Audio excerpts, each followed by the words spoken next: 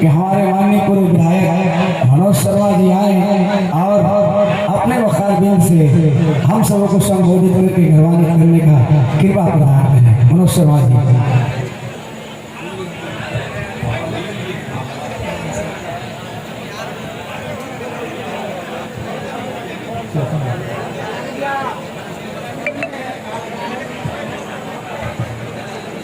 हिमांशु भैया हट जाइए।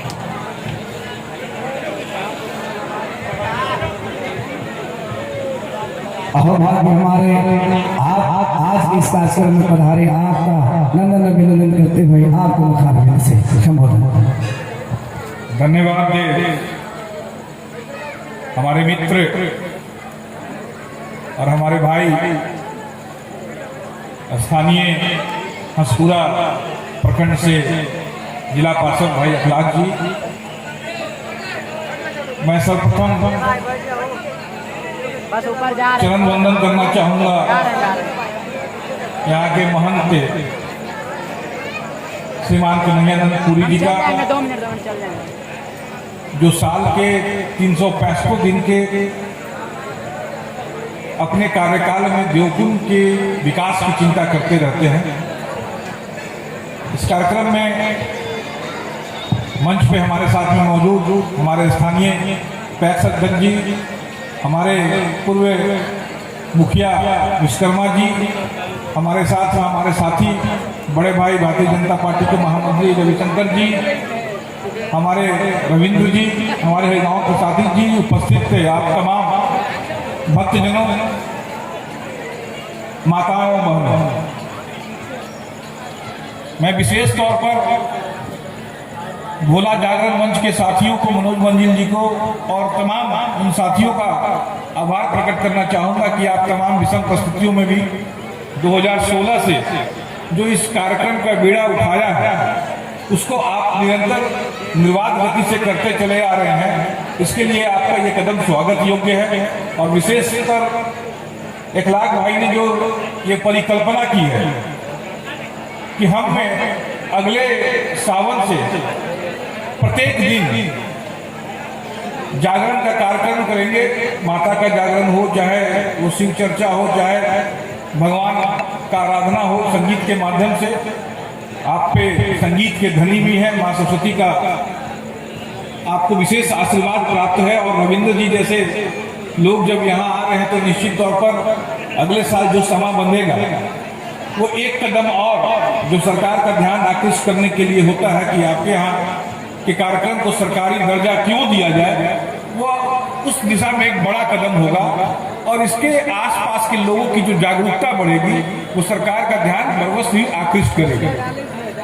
2018 में हम लोग जान रहे थे कि आप लोग का ये मांग है, यहाँ के जो बुद्धिजीवी लोगों की ये सोच परिकल्पना एक आकार ले रही है कि यहाँ पे सरकारी महोत्सव होना चाहिए। तो 2018 में हम लोग उस समय के तत्कालीन पर्यटन मंत्री प्रमोद कुमार जी को सावन के दिन ही लेके आए, वो भी अंतिम सावन ही था। और दुर्भाग्य के लिए माँ भोला भगवान का ही वो कुछ ऐसा विधान रहा था कि उस दिन कार्यक्रम का मंच ही गिर गया। प्रमोद कुमार जी से हम लोग ये आग्रह करते कि आप इसको पर्यटक स्थल का दर्जा दीजिए और यहाँ महोत्सव का घोषणा कीजिए। मंच ही भोला भगवान भोला का ही कुछ लीला रहा होगा कि वो मंच ही गिर गया, हम लोग सारे लोग मंच से नीचे गिरे। खैर उस परिस्थिति में हम लोग वहां से फिर निकले और जो हम लोग योजना से पर्यटन मंत्री को यहाँ लाए थे वो योजना प्रतिफल नहीं दे पाई। लेकिन एक काम हुआ, उस समय 2018-19 में राज्य सरकार में हम लोग लगातार ये विधायक होने के नाते ये राज्य सरकार का ध्यान आकृष्ट कर रहे थे कि भाई राज्य सरकार को पर्यटन स्थलों को विकसित करने के लिए कोई विस्तृत योजना बनानी चाहिए। मुझे 1 करोड़ रुपए की आवश्यकता थी। तो मैं जब सचिवालय में गया और पर्यटन मंत्रालय के फाइलों को देखा तो पूरे उस वर्ष में पूरे बिहार में 300 से 400 करोड़ रुपए ही खर्च करने की अनुमति थी पर्यटन के विकास के लिए। और उस समय चूंकि एक पैसा जो केंद्र और राज्य के जो एक संबंध से जो आता है वो पहले ही से राजगीर के और कुछ अन्य स्थान के पटना साहिब के कुछ अन्य स्थान के लिए वो स्वीकृत राशि थी, तो उस राशि में से हम लोग राशि ले भी नहीं सकते। तब फिर हम लोग को ये ध्यान में दिया भाई तब तो ऐसे हमारे ऐसे कई पर्यटक स्थल है, कई ऐसे धार्मिक स्थल है जहाँ स्थानीय लोगों की आस्था है, उसका विकास फिर नहीं हो पाएगा। तो हम लोगों ने सरकार से उस समय एक आग्रह किया, एक डिमांड किया कि सरकार को एक टूरिस्ट रोड मैप बनाना चाहिए। ये टूरिस्ट रोड मैप क्या होता है कि पहले ही आप तय समय में उन पर्यटक स्थलों को चिन्हित कर ले जिसे आगामी की योजनाओं में जिसका विकास किया जा सके। तो उस समय हम लोगों ने गो विधानसभा के 4 स्थानों को टूरिस्ट रोड मैप में शामिल करा दिया, जिसमें देवकुंड, भृगुआरी, अमजद शरीफ और आपका सिहुली का जो दरगाह, ये 4 टूरिस्ट रोड मैप में अंकित है। आज न कल इसका विकास, पूर्ण विकास होना ही है। और साथियों, एक बात माननीय महंत जी का, पूजनीय महंत जी का, अब कलाकार भी आपके मंच पे आ चुके हैं, आप लोग तालियों से कलाकार का स्वागत कीजिए। अब मैं बहुत अधिक समय नहीं लूंगा। महंत जी का एक आग्रह, बार बार निर्देश है, इनका बार बार निर्देश है कि एक हम लोग अरे ऊपर जाएंगे यार, नीचे वीडियो बनाने आएगा यार। झारखंड बॉर्डर से मेहंदिया तक भाया बघोर, भाया देवरा, बघोर से होते हुए ये देवकुंड से बासाकार से दूसरी होते हुए मेहंदिया जाने की 105 करोड़ की एक सड़क की योजना का कार्य चालू होने वाला है। ये हम लोगों ने 2018-19 में जब मनकिशोर यादव जी मंत्री थे तो उस समय 2 योजना को हम लोगों ने पास कराया था। एक ये योजना थी और दूसरा था आपका हंसपुरा संसा रोड, दाऊदनगर रोड। ये 2 योजना उस समय पास हुई थी जो कि विशेष केंद्रीय अनुदान की राशि से यहाँ बनने वाली है। इसमें स्वामी जी का ये निर्देश है कि आप पूरी शक्ति लगाएं, पूरी क्षमता के साथ ये कोशिश करें कि उस रोड का निर्माण का कार्य जब जारी हो तो आपका प्रयास ये होना चाहिए कि एक देवकुंड का एक बाईपास बनाया जा सके, जिसके लिए महंत जी अपनी मठ की जमीन देने को राजी है। तो वो प्रयास जारी रहेगा।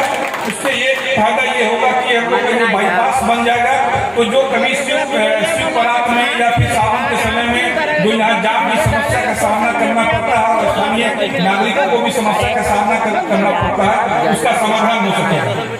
तीसरी बात जो माननीय मुखिया जी ने जो चर्चा की थी और हमारे कैशंकर जी ने भी चर्चा की थी कि यह सेंट्रल स्कूल का क्या स्थिति है। देखिए, सेंट्रल स्कूल के लिए महंत जी ने जमीन दान किया। उस जमीन को लिखने में मुखिया जी भी गए थे, रविशंकर जी भी गए थे। वो जमीन को हम लोगों ने केंद्रीय विद्यालय के लिए ही दान लिया था। अब उसके बाद क्या हुआ कि राज्य सरकार का शिक्षा विभाग का एक नियमावली 2007 से बना दिया गया था, जिसको केंद्रीय विद्यालय संगठन और राज्य सरकार के बीच में, राज्य सरकार ये लिखित कमिटमेंट चाहती है तो केंद्रीय विद्यालय संगठन नहीं दे सकता है किसी पार्टिकुलर स्थान के लिए। उस चक्कर में ये केंद्रीय विद्यालय के लिए जो एनओसी प्राप्त करनी है वो शिक्षा विभाग से नहीं मिल पाया। लेकिन ये आज भी केंद्रीय विद्यालय संगठन की ओर से एक स्वीकृत विद्यालय है और यहाँ का जो विद्यालय, यहाँ 10 एकड़ में ये विद्यालय बनना था, इसलिए ये